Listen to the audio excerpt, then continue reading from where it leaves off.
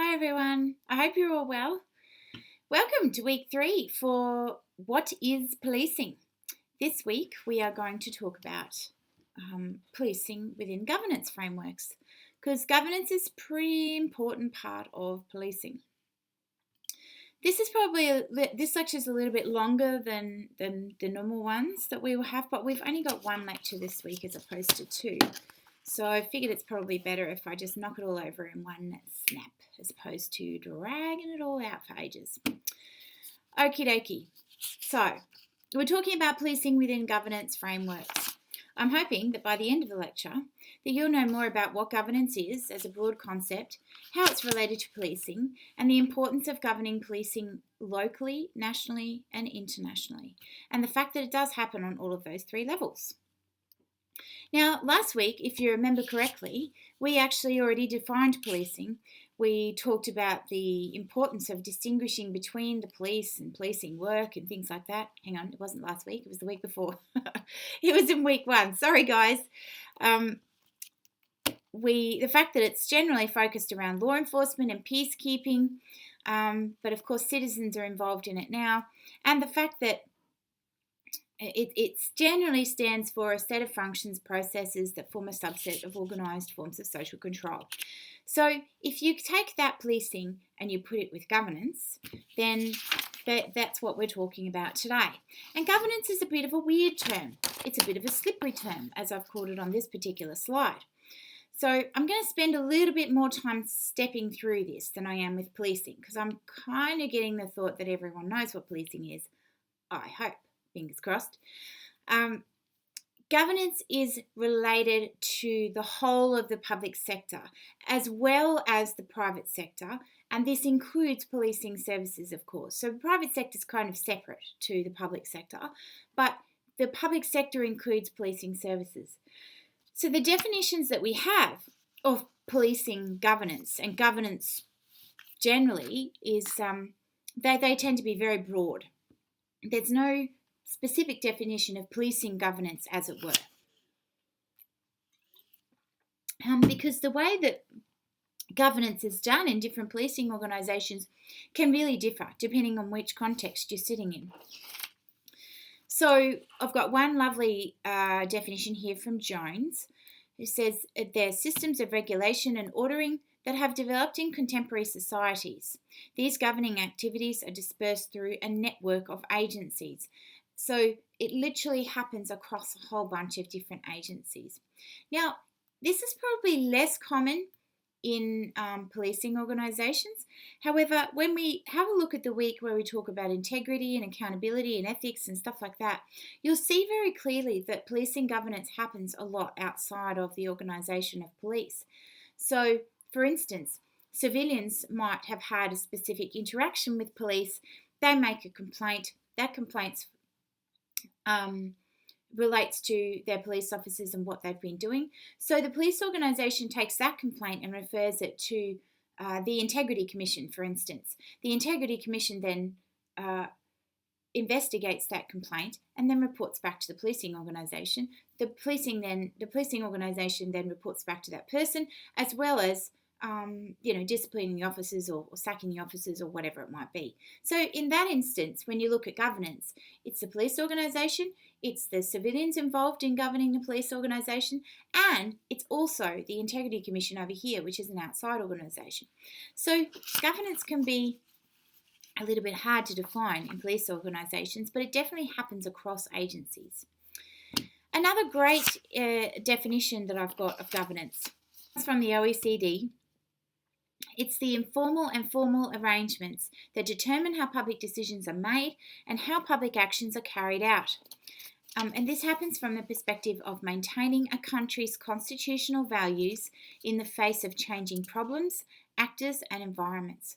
So as things are shifting in terms of the people, in terms of the circumstances, in terms of the different structures and so forth, that's the different public decisions that are made in, they're made in consultation with those shifting arrangements, of course, the constitutional values and so forth. So, when we have a look at governance, It's often thought about like this, and the best way that I can describe this is to actually just show you a little diagram in, this slide. I've almost got it. I'll get there eventually. So we kind of have this thing above the government, which are the supranational governmental institutions. I have to apologise, folks. I have a bit of a sore throat. So when I talk like this, it makes my throat hurt. And for some reason, that makes me yawn. Drives me bloody insane. But there's nothing I can do about it. So supranational governmental institutions, another one of those, say that after a few vodkas, folks. These happen above the state. So these are things like the UN. It could be organisations. No, I really genuinely think the UN is a really good example of that. Interpol may also be another example of that because it is technically above the state. So even if the state is doing something wrong, Interpol could easily step in if they needed to and try and overcome that situation. Then we've got this lovely little diagram in the middle. We've got the Australian Constitution, legislative power, executive power, judicial power. The Governor-General, of course, is underneath the executive power. Under legislative power, we've got the Ministry, House of Reps and the Senate. And under that, we've got the government departments, which goes through the Governor-General, right? And judicial power, we've got the High Court and other federal courts. And so forth. And underneath all of those, you can see local community governance. So this is below the state. This is local council, all the decisions that are made at the ground level, which influences what happens up here and what happens in those supranational governmental institutions. And of course, off to the side of this, we've got the market-oriented governing by commercial organisations. So large corporate multinational institutions. For instance, Shell. Shell is a good example of one of these organisations. The different types of market enterprises that Shell is involved in, the creation of fuel and so forth, has got Shell into a lot of trouble for their different practices which impact on people's human rights. They've been known to go into local communities where there are cultures, First Nation cultures, which are living very much separate lives from commercial industries.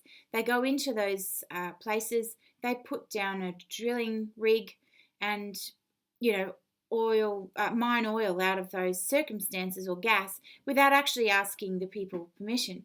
And often the practices involved that Shell uses to get this stuff out of the ground will pollute the waterways, destroy all the local crops, and in fact make people in those local communities very sick. So that even though the market-oriented stuff is kind of out of the way, it's still certainly subject to different types of regulation and governance. Having said that, Shell has gotten away with a lot, with very little impact except for perhaps a fine here and there, which is, I actually think, quite unethical. Nonetheless, you can see how all of these things come together. And, if Shell was involved in murdering people, then different policing organisations would be involved in the governance of those organisations in that respect. So, in this unit then, we're talking about governance as governmental strategies originating from both inside and outside of the state, which is what I showed you on the previous slide. We're talking about the constitutional and institutional arrangements for framing and directing the policies of the police. And of course, it implies a belief in the continued relevance and importance of state-organised policing arrangements. This is a really big one because, as we talked about last week in history, a lot of people were not at all happy with the imposition of policing on different local communities when it first started. The UK is a really good example of that. The Peely and Bobbies were met with a lot of protests from people in local communities when it first started because they didn't agree with the principles at all and they didn't want police. They thought it was an absurd idea. So what does governance then mean in the context of policing? Well, it means a few things, and I've got a couple of different things here which talk about this in a broader manner so that you can see what I'm talking about. Number one, Walsh and Conway talks about how it encompasses the procedures and methods aimed at ensuring the efficient discharge of the policing function. As such, it includes key management issues, and Walsh and Conway list these off: policy formation and implementation, a determination of priorities and strategies, deployment choices, allocation of resources, maintenance of standards, internal discipline, interaction with government and other external bodies in the context of formal accountability processes. So it might be like the Integrity Commission stuff that I mentioned before. So all of these things are involved in policing governance. So the governance of policing. Another way to think about it is steering, and this is what Dean and Thorne talks about, the fact that it's a way of steering police organisations in particular directions. And a whole range of different people can be involved in that. And of course, with the with the employment of community policing strategies, it's often community members who are involved in that type of steering process. So Dean and Thorne talk about good governance involving the use of properly constituted, legitimate power and authority to make decisions about how to direct the collective efforts and resources of the group to achieve their stated aims and objectives. So it's about making decisions about how to direct the collective efforts and resources of police and policing organisations to achieve their stated aims and objectives. It's a really great little definition, that one. So the governance of police then happens at a range of different levels. It can happen at the level of the individual officer. It can happen in the policing organisations more broadly. It can happen at state level with the regulations that they pass down around how policing should happen and with who. It can also happen at the federal level where, changes in funding. So they might say, well, we're just going to pull back that $20 million in funding from police organisations across the world, across Australia. That has huge ramifications for how the governance of policing happens. I'll get there. I really will. I'm really sorry. I'm a bit tired today.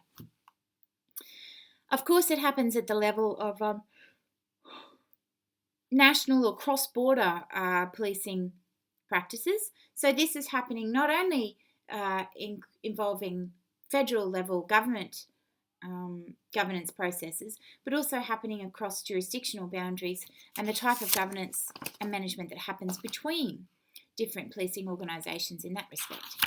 And finally, of course, it happens internationally, involving different types of peacekeeping and so forth. I've just given a little example of the Scottish police model because this one's actually quite good. Now, Scotland had a lot of issues with their policing for quite a while, and they implemented this great thing called the Police and Fire Reform Scotland Act in 2012. And if you have a look at Section 32 and the key policing principles, they say the main purposes of policing is to improve the safety and well-being of persons, localities and communities in Scotland. Now, this is a key thing. Before that, it was just about crime and disorder. It was about ensuring that crime and disorder didn't happen and resolving different forms of crime. So that is a really significant shift in the way that they're thinking about policing. And most importantly, of course, it's a significant shift in the way that policing needs to be governed in order to make those different forms of policing happen. Most importantly, they have this section that says the expectation is the policing principles are that the police service, working in collaboration with others, where appropriate, should seek to achieve the main purpose by policing in a way which is accessible to and engaged with local communities and promotes measures to prevent crime, harm and disorder. So that focus on crime and disorder is very much down the bottom now, and that is superseded by a focus on engaging with local communities. So a very, very different approach. As I mentioned, governance also happens across borders, and this is something that happens quite a lot across Australia. Depending on which state you're in, how it happens will really significantly differ. So Hufnagel talks about cross-border policing in Australia, and I'm hoping to set this as a reading later on in this particular unit. It's very fascinating stuff. There are a lot of difficulties related to doing cross-border policing in Australia because there's been few regulations that's talked about how it's supposed to happen interjurisdictionally, so horizontally, and vertically between state and federal levels of governance, okay? So the issue that we have is at the moment there aren't really many federal level or state level governance policies around how police officers in different jurisdictions are supposed to interact and what the rules are. There's significant jurisdictional differences across state and territories. There's no federal control of state police, and there's no interjurisdictional legal agreements that harmonise police powers. So, of course, we have police powers different in every different state. For instance, a good example of this, which is something that has been resolved a little bit more recently than has in the past, if a police officer is chasing a car, is pursuing a car in Tweed Heads or Beenleigh, right? Somewhere there. Sorry, I'm trying to think of a border crossing area. That's close enough. So this Gold Coast police officer, so Queensland police officer, is chasing someone in a car. The car crosses the border into New South Wales, and technically that police officer can be charged with a speeding fine for chasing a car in the other state. So there's a whole bunch of different interjurisdictional issues around the way that the legislation is set up, and there's very little harmonising that's been done in relation to that. So we now have these things called special constables, which make that a little bit better. They have similar powers across all jurisdictions, and they've been sworn in across those jurisdictions in order to make policing across those jurisdictions much easier. Less work has been done in international contexts, and particularly with peacekeeping. And Kiani, Botsios and Haddon have talked about this quite a lot. Transnational policing happens in different ways depending on where you are and when you are, all of those types of things, and the governance of these policing matters really changes significantly depending on all of those things that I just mentioned. So if they were to conduct investigations of cross-border criminality and offending using national criminal laws by domestic police agencies, either individually or in joint operations, then they would be involved in a form of transnational policing. There's two key challenges. Number one, educating the host population that police are there to provide a service for the protection of citizens rather than the security of the state. That education doesn't necessarily happen a lot of the time. So that's a huge focus, in that they need to be able to educate those people so that they understand why the police services are there. And number two, and this is probably the biggest issue, is that some officers are really poorly equipped and poorly qualified with policing experience, even with understanding around how they need to comply with human rights frameworks. It's because often what they'll do is that there's say there's a refugee crisis over here. In a developing nation over here, they've got a whole bunch of police which are not trained around human rights issues. They take those police from that developing nation, they put them into this situation where there's a refugee crisis, and a lot of human rights exploitation happens at the hands of those police. Because, of course, we haven't got any international arrangement in place that says you must be good to the people, you cannot, sexually assault them, you cannot have relationships with them.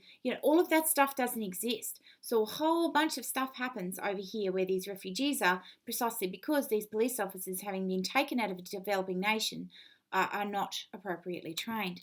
And we'll look at a few examples of that online this week.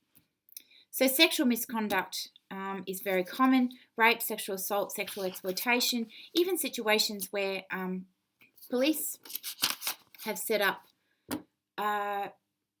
mothers and children to be sexually assaulted by other police. Abhorrent stuff, really sickening stuff.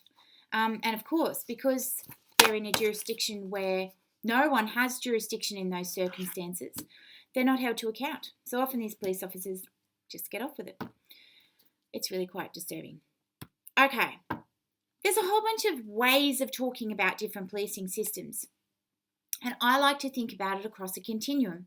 We've got this more control-oriented policing ways of doing things, right across to a more community-oriented ways of doing policing. And of course, governance is key to this. The whole culture of the organisation and the ways in which police are supposed to approach people are controlled across this continuum of activities. The control-dominated ways of doing policing, the main function is to maintain order. Crime is considered to be an affront to authority and in need of regulation and control. Police lack legitimacy often in the eyes of community because they do use an authoritative approach, top-down approach to the community. The police engage in admin tasks, but not public service that meets the needs of communities because often they don't interact with the communities that they're involved in. The police are also often managed and organised centrally, and they have a lot of paramilitary characteristics. On the community end of the scale, things are very different. The main function is to provide a public service and to meet community needs, just like that Scottish model that we had a look at before. Crime is very much a symptom of community problems, and it assumes that police are accorded considerable legitimacy. So this means that the community has a fairly good relationship with police, and they're likely to go and ask them for help. This doesn't happen everywhere. If you imagine Africa, some places in South America, Russia even, very, very limited legitimacy when we're thinking about policing and the ways in which it unfolds. So they wouldn't have a community-oriented approach. They're very much a control-dominated approach. So if we were to try and take community policing and put it into those contexts, they'd be like, I don't think so. I hate the police. They come to my door and they shoot my family. Okay. So police are locally organised in these types of or ways of governing policing, and the barriers between the police and the public are very much minimised. Cooperation is the key to making these approaches work. A few slides about why we're talking about this. Precisely because policing is such a complex thing and a complex process, and the organisations themselves are freaking complex. The legislative frameworks that govern them are complex. Like, it is so complex in every different jurisdiction in the world. All of these things are required. They're very diverse. The world is diverse, complex. There's urbanisation involved. Technologies even now are influencing different types of crime. Crime is becoming more mobile. It's moving across borders all of the time. Globalization is impacting this. We can see that in different types of cybercrime and fraud and so forth. Knowledge are now even required. So ANZPA is a really important organisation for Australia. It's ANZPAA, ANZPA. If you Google that, it'll come straight up to the top of the list. I have forgotten what it stands for. Australian, New Zealand, policing, something. I'm going with that. So they've just released a standard of professional policing, and all of the policing organisations across Australia, this is in 2017, have been asked to map their training curriculum across this standard to ensure that they're meeting certain standards in their education and training processes. So knowledge is a really huge and important thing now for policing organisations in Australia. Not sure how much that happens across other organisations, and internationally. And of course, human rights. It's really important. All of these things influence policing and how it happens and what police do on an everyday basis. There's also huge amounts of change, and Walsh and Conway talk about this, so I'm not going to go through all of these things. They talk about a lot of these things within their article, but one of the readings that I've given you to read just a certain part of it. So things like growth of coercive police powers, trained armed combat units, specialisation within policing organisations, the fact that there's a blurred line now between civil policing and security and way policing happens formally through policing organisations. All of these things have influenced why and how policing happens over the last 50 years or so.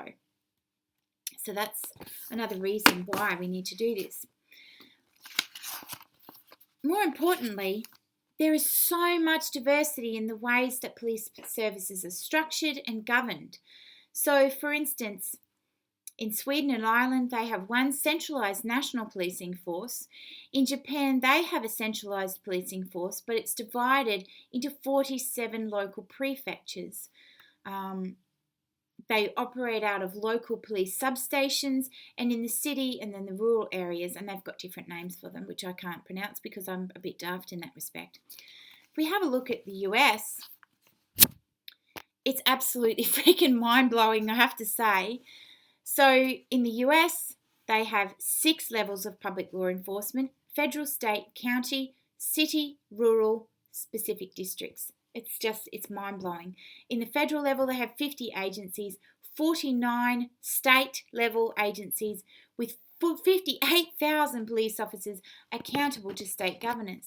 In the counties alone, they have their own police departments headed up by sheriffs with more than 189,000 police officers within those counties. In the cities, again, 3,200 plus city police forces employing on average 2,400 plus police officers. And then it goes down to the rural sectors and then to special districts. Like, you get the idea. It is so freaking complex. Never the twain shall meet oftentimes, and they've all got to work together without arguing with one another. And yeah, it's pretty amazing. This is why it's very important to talk about the ways in which policing organisations are governed. They are hugely complex. There's also a very close relationship between policing and legitimacy of democratic institutions. If the policing organisations are not seen to be legitimate in the eyes of the community, then they will hold no sway when it comes time to actually controlling those communities or regulating them in different ways. If there's a local riot and the local community doesn't think that the police are legitimate in the way that they do their core functions, they're not going to listen to them. They're not going to give a shit. They're just going to stand there and continue to riot. So it's pretty important that the police are considered to be legitimate in the eyes of the local community. Systems of police governance should definitely promote democratic policing. And there's 7 democratic criteria that Jones talks about. I was actually really hoping to give you a section out of Jones for reading, but it's very, very dense reading, and quite frankly, it made my brain hurt. I don't really want to subject you guys to that, so I've left it out. So the democratic principles are that all police organisations need to work towards equity, service delivery, responsiveness, distribution of power, providing information to the public, making sure there's redress systems in place when an officer does something wrong, and of course participation between police and communities so that they are seen to be a lot more legitimate. But most importantly, getting those principles of equity up, those democratic criteria up and running in policing organisation is pretty hard when they are at the pointy end of the scale of using force. It's fairly well a balancing act to maintain all of those things when police powers put into place that protect fundamental liberties can also potentially take away those liberties and severely abuse those freedoms in local communities. We're seeing this a lot in different contexts at the moment, even in developed nations such as America, where they're having a lot of problems with over-policing and so forth. So changes that might be successful in one geographic location, say a shift towards community policing or something like that, are most certainly not guaranteed to work in a different one, where all systems are embedded in a wider structure or culture of different societies. And of course, this is something I've already mentioned. Why are we talking about this? Because how we govern police organisations is linked very closely, and I would argue completely inextricably. You cannot pull them apart. So the way that it's governed very much influences how accountable policing organisations are, and the extent to which they are considered legitimate. So if there's a policing organisation, and one part of that policing organisation is the part which investigates police complaints within that organisation, that's a bit problematic. So you've got police within that organisation investigating police. You need to have something outside, civilian oversight or some other sort of federal governance oversight body, in order to make sure that policing is governed. Police organisations are governed in a way that are considered to be legitimate and accountable according to the local communities. And finally, of course, I wanted to hark back to last week's lectures looking at the histories, because the ways in which governance happens with police is very much influenced by history. And I would argue the way that governance happened in history very much influenced the way that policing happened in historical contexts, particularly in Australia and in other colonial environments. So the ways that governance happened in the past, and that governance was handed down to police in the past, it's been very, very damaging for a lot of Aboriginal and Torres Strait Islander families and people. And that's, of course, as we've learned last week, it's still being perpetuated in everyday policing to this particular point. So, hopefully that gives you some more understanding of the links between policing and governance and the ways in which those things happen locally, at the level of the state, at the federal level, as well as internationally. Governance of policing organisations is an absolutely vital activity. Without it, we would just have a bunch of corrupt police officers. So we really do need to keep an eye on the ways in which governance happens.